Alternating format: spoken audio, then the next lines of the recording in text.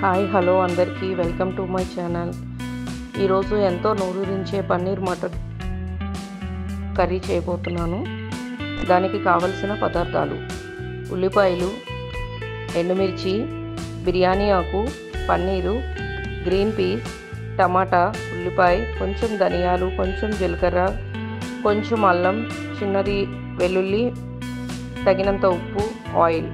తయారు చేసే విధానం: ఉల్లిపాయ, టమాటా, అల్లం, వెల్లుల్లి, ధనియాలు, జీలకర్ర మిక్సీ చేసుకొని పేస్ట్లా చేసుకొని పక్కన పెట్టి స్టవ్ ఆన్ చేసుకొని దాని మీద కళాయి పెట్టి నూనె, కొంచెం బటర్ వేసి జీలకర్ర, ఎండుమిర్చి, బిర్యానీ ఆకు వేసి బాగా వేగిన తర్వాత ఉల్లిపాయలు వేసి పచ్చిమిర్చి, మనం రుబ్బి పెట్టుకున్న మసాలా వేసి అది కూడా బాగా వేగిన తర్వాత ధనియాల పౌడర్, జీలకర్ర పౌడర్, గరం మసాలా పౌడర్ వేసి బాగా వేగిన తర్వాత కారం, కొంచెం ఉప్పు వేసి గ్రీన్ పీస్ పన్నీర్ వేసి బాగా వేగిన తర్వాత కొంచెం పెరుగు వేసుకొని వాటర్ వేసి మూత పెట్టి 5 నిమిషాలు అలాగే స్టవ్ మీద ఉడికించాలి. చివరగా దించే ముందు చేసి కొంచెం కస్తూరి మేతి వేసి దించేసుకొని సర్వ్ చేసుకుంటే ఎంతో నూరూరించే పన్నీర్ మటర్ కర్రీ రెడీ.